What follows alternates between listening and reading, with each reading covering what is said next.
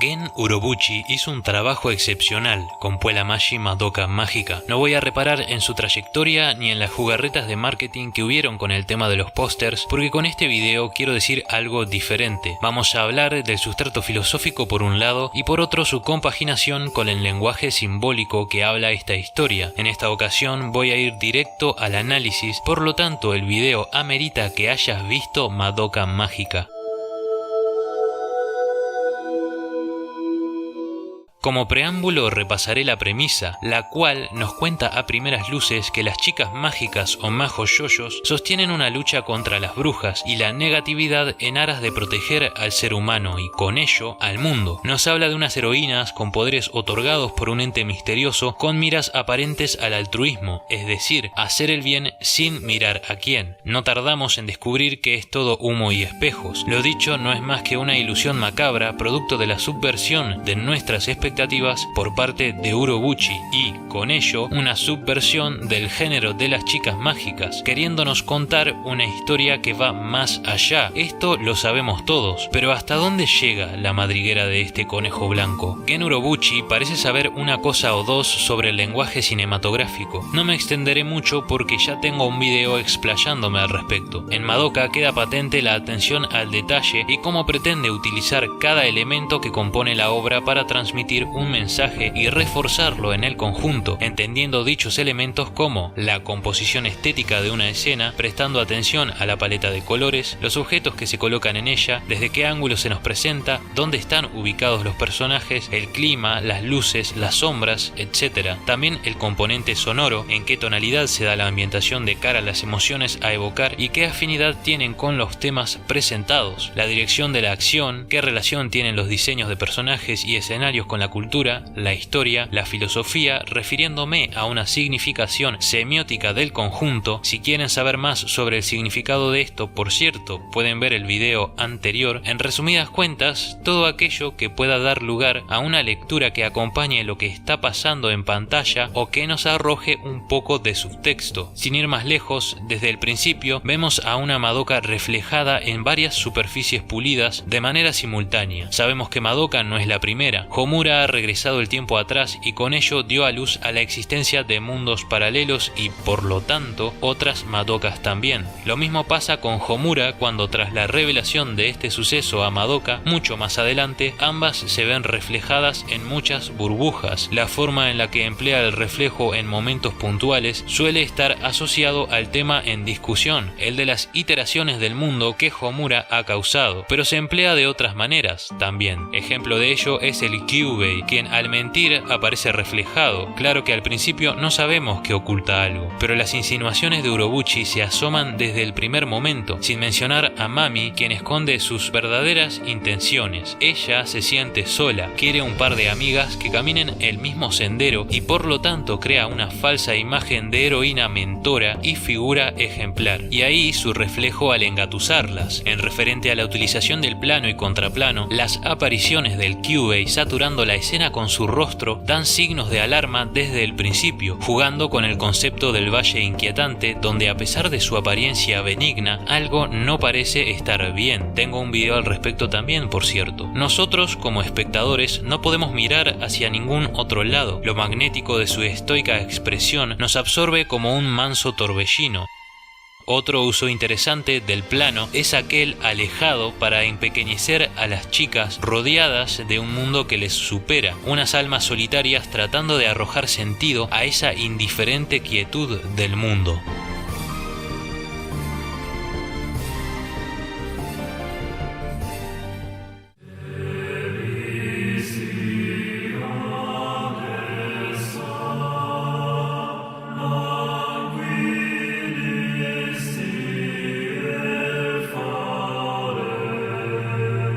¿Y qué hay del foreshadowing? Sabemos que el foreshadowing refiere a las pistas que aluden a eventos futuros, como una predicción insinuada que cobra más sentido al conectar los puntos en retrospectiva. Mami es el mejor ejemplo que se me ocurre. Además, nos permite también incluir el elemento de la iluminación y una manera curiosa de configurar estos recursos. En un momento en concreto, la tensión entre Mami y Homura estalla y Mami revela sus verdaderos colores. Su soledad la empujó a arrastrar a dos almas inocentes al violento mundo de las Mahou Shoujo. Homura sabe que Mami morirá esa noche, pues ya lo presenció en cuantiosas ocasiones, y a pesar de la futilidad de ello, advierte a Mami. Obviamente esta no le hace caso, pero observen cómo curiosamente un haz de luz corta su cuello, separando su cabeza del cuerpo, una pista muy sutil para los que ven esta serie por primera vez y que no tienen idea de lo que va a suceder. Pero en esta escena también se emplea la geografía del lugar para hablarnos de la situación de estos dos personajes, porque vemos que Homura se halla en una posición elevada y habla a Mami desde arriba. Esto es porque Homura sabe más de lo que aparenta con sus silencios y ausencias, y Mami, ignorante y egoísta, yace por debajo. Pero esta no es la única ocasión en la que sucede, ya que Homura suele aparecer en lugares elevados, aludiendo justamente a que sabe algo que el resto no, y reforzando la idea de su posición como guardián y centinela. Curiosamente, una vez que la verdad sale a la luz, esto deja de ser así, dado que ahora la relación deja de ser una entendida en verticalidad y ahora existe comprensión y complicidad entre las chicas.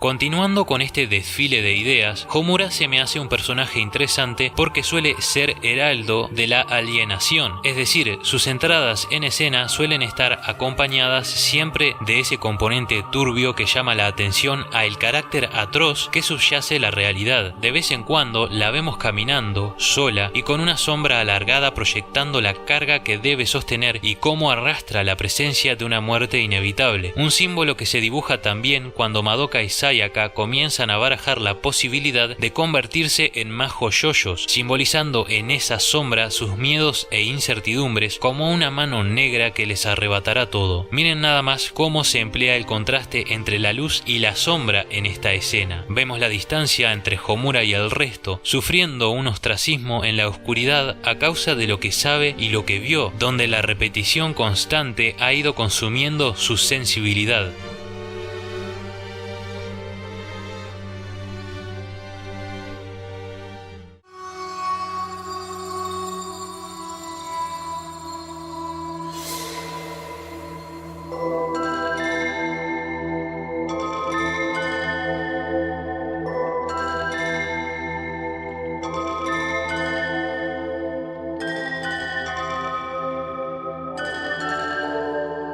Yo no soy músico, pero puedo hacer un esfuerzo por inferir algo al oír las piezas que acompañan la escena. Y algo que me quedó bastante claro es cómo la pista cambia para aludir a una invasión a la realidad, de aquello surreal y extraño, ya no denotado en la transición al mundo de las brujas, sino en pequeños detalles como la instrumentalización que acompaña a las apariciones furtivas de Homura, con una nota turbia que comienza a sugerir lo peor. De hecho, el primer momento en que se sugiere que algo no anda bien es justamente a través de la música en esta escena en cuestión. Kaname Madoka, あなたは自分の人生が尊いと思う。家族や友達を大切にしてる。私は大切だよ。家族も友達のみんなも大好きでとっても大事な人たちだよ。 También me encanta como, entre otros instrumentos, se emplean los bongos en la pieza que acompaña la transición al otro mundo, que habla de la naturaleza animal y primitiva del mundo de las brujas, que sabemos que es una materialización de las emociones negativas, las cuales también son primitivas. Otro aspecto a mencionar de la música es lo bien que acompaña el leitmotiv de los personajes. El tema de Homura, sin ir más lejos, exacerba la soledad y la alienación que ella sufre, transmite desasosiego, y si escuchamos bien, en el fondo se puede oír el agua correr. Esto es una alusión a la inundación que provoca Walpurgis junto con su diluvio y el advenimiento del fin.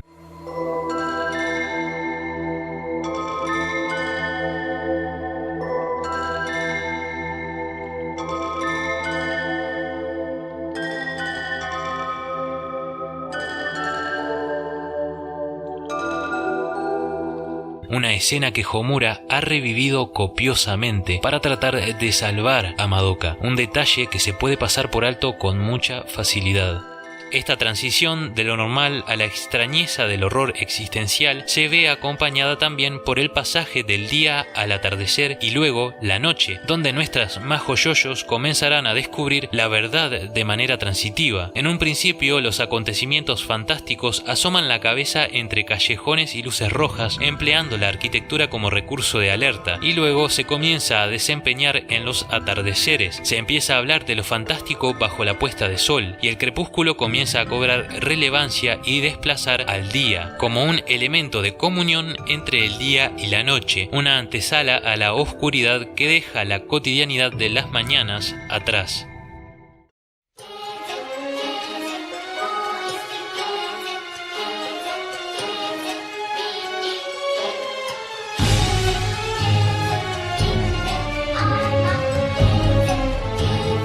Es extraño cómo están configurados algunos lugares. Ya de plano se empleaba lo pristino y transparente de la arquitectura de la ciudad durante las mañanas para contrastarla con la naturaleza fría y desinteresada de la noche cuando le invaden las tinieblas. Pero remitiéndonos más específicamente a los interiores, recordemos las visitas de Sayaka a su interés romántico. Se supone que esto es un hospital, pero para nada luce como uno, con ese tapiz floreado, la cama de roble exageradamente grande, la biblioteca dentro de la habitación, etc. Claramente hay unas intenciones de contarnos algo más. Miren la cantidad de sillas de todo tamaño y diseño que rodean al interés romántico de Sayaka. Sin embargo, solo es visitado por ella. Nadie más viene aparentemente. No sería una exageración decir que los espacios físicos y las condiciones edilicias del lugar reflejan un estado psíquico de los personajes. Mis dudas comienzan a disiparse cuando imagino a esas sillas representando espacios vacíos de la gente que solía ir a escucharlo tocar al anfiteatro y ahora se ausenta, dado que, recordemos, él sufrió una lesión en la mano izquierda y ya no puede usar el violín. Se cuece una atmósfera de abandono, como un concierto vacío, solo reina el silencio y se ve apresado en la pérdida.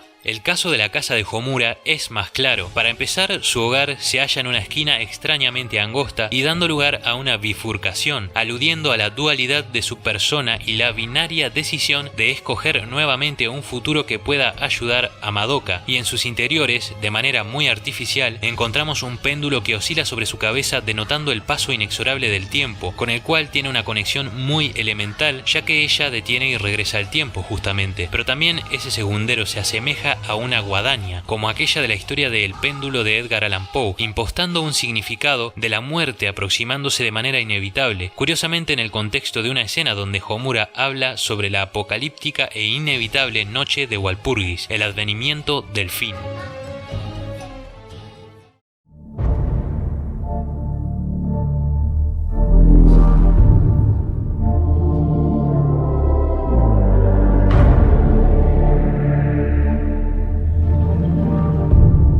Mucha gente suele entender a Nietzsche en términos de un nihilismo vacío, quedándose en la falta de sentido del vivir. La realidad es todo lo contrario. Nietzsche estaba en búsqueda de sentido y arrojó unas directrices para resignificar la vida y otorgarle nueva luz. Su nihilismo era uno materialista. No dijo que no tiene sentido vivir, sino que señaló las condiciones bajo las cuales vivir carece de él. El eterno retorno no es fútil y Dios no está literalmente muerto. Pero vayamos por partes. Madoka Mágica trabaja la dualidad desde un prisma platónico. Recordemos que separa el mundo sensible, es decir, el físico, del inteligible, el de las ideas. El acercamiento de Urobuchi es uno retorcido para servir al propósito de Madoka Mágica. Como mencioné en otro video, esta dialéctica metafísica se da entre aquellos que despojan su alma a cambio del materialismo hallado en deseos terrenales y egoístas y su contraparte en la que entiende el suicidio y las brujas como una exaltación del espíritu y las emociones. La naturaleza de las brujas y su mundo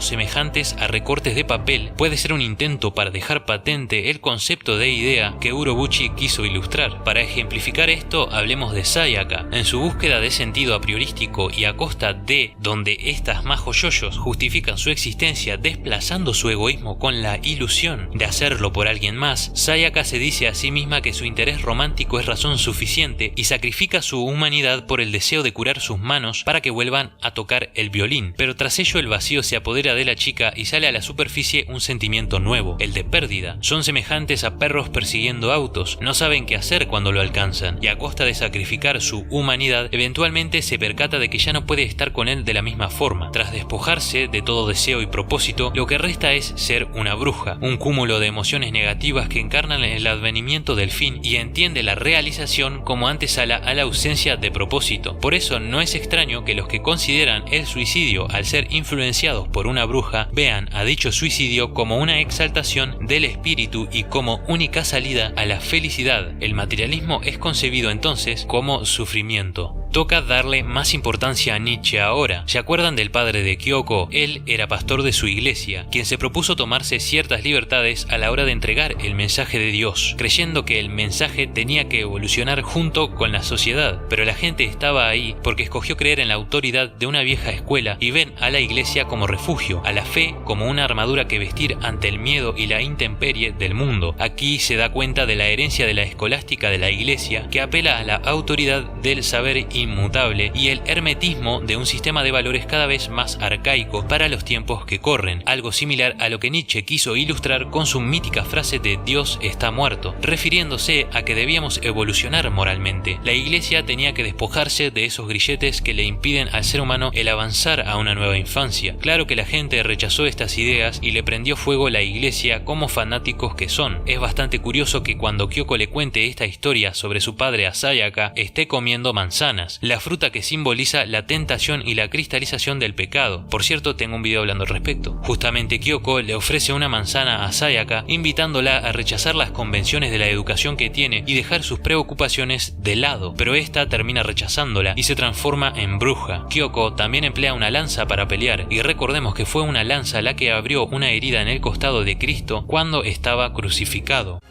まどか、そっちはさやかじゃなくてただの抜け殻なんだって。さやかはさっき君が投げて捨てちゃったじゃないか。なんだと。 Para terminar con esta sección filosófica, qué mejor que hablar de la revelación que pone en jaque la voluntad de todas. Kyubey es el heraldo de una civilización alienígena cuya intervención con la raza humana les permitió evolucionar y entienden a los sentimientos como un desorden mental sumamente raro. Estos seres espaciales cosechan la energía de chicas adolescentes provocadas por la pérdida, para evitar la muerte térmica del universo debido a la entropía en aumento. Básicamente son keep us under control in order to change a human being into this. No. Esto haría que te cuestiones el porqué de todo claramente, y también si de verdad existe un propósito en la vida del ser humano, una bofetada existencialista brutal. ママはさ、私がいい子に育ったって言ってくれたよね。嘘もつかない、悪いこともしないって。今でもそう信じてくれる。私を正しいと思ってくれる。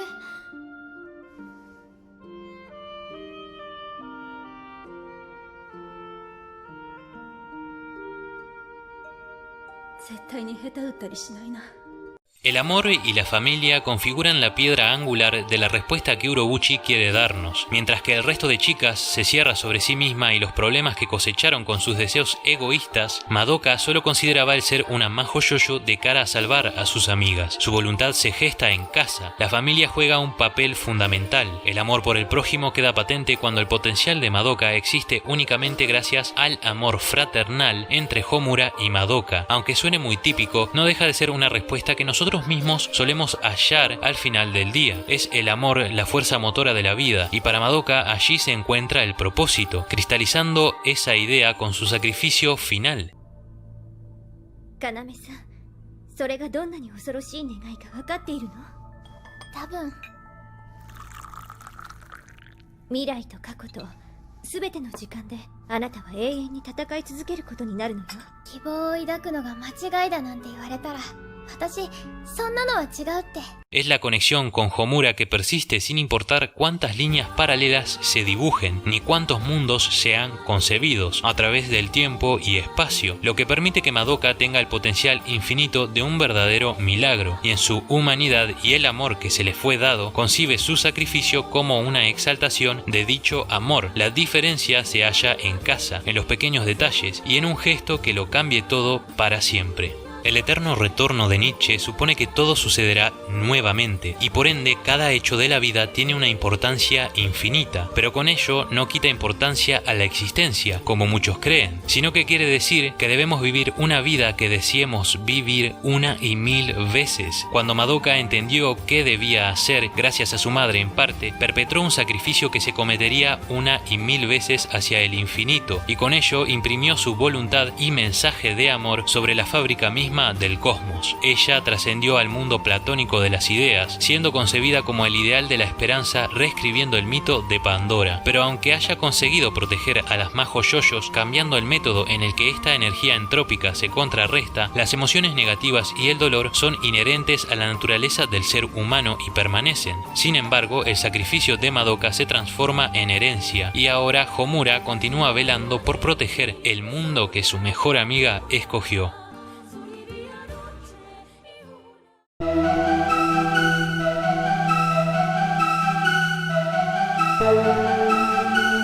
Llegamos al gran conflicto de esta historia, su tercera película. Madoka Mágica debería haber terminado con la segunda película, final de la serie animada también, y la verdad es que lo mismo pensó Gen Urobuchi, quien en una entrevista confesó que no le quedó otra opción que hacer una tercera película por órdenes de arriba. Se podría decir que el final de Urobuchi era ese, el de la segunda película, al menos el que él quería. La tercera película al final nos entrega a una Homura revelándose ante Dios, en este caso Madoka, como si fuera Lucifer reclamando la realización de su deseo como recompensa por todo lo sufrido, absorbiendo una fracción del poder de Madoka y reescribiendo un universo donde Madoka tiene una vida normal, estableciendo una dualidad de diablo y Dios. De todas formas, Madoka deja claro que es cuestión de tiempo antes de que las cosas se reescriban y se repitan. Justamente leí por ahí que el árbol de Sakura simboliza la vida, la muerte y el renacimiento. Esto según el libro Kamikaze Cherry Blossoms and Nationalism, escrito por Emiko Onuki, y a Homura se le ve al final bebiendo té debajo de este árbol, con el listón de Madoka como lazo rojo del destino, siguiendo al folclore japonés. Yo lo interpreto como la permanencia del eterno retorno, donde todo esto volverá a pasar, reescribiéndose hasta que Homura y Madoka lleguen a un acuerdo, o puede que sus intereses estén eternamente en conflicto. En cualquier caso, estarán juntas para siempre, en medio de este torbellino de emociones y dilemas que existirán tanto como nosotros como especie sigamos existiendo. Sin embargo, en lo que respecta a la tercera película, ya que su existencia es un hecho, siempre puedo pensar en ella como un giro de tuerca que refuerza los temas que versan sobre lo dicho, respecto a el ciclo de los ciclos que da vuelta sobre sí mismo en una danza macabra que se abalanza a veces hacia Madoka y otras hacia Homura en una sempiterna narrativa de esperanza y vacío. Dos mitades en cuya dialéctica comprendemos la diégesis que Urobuchi ha tejido, y a decir verdad me gusta. Sin lugar a dudas que Puella Magi Madoka Mágica fue algo inesperado y que arrojó frescura al medio, y en lo que respecta a mí, una historia que se imprimió en mi cerebro por el resto de mis días. Con lo dicho, agradezco el apoyo de esta titánica tarea, y si no nos vemos más, gracias por volver.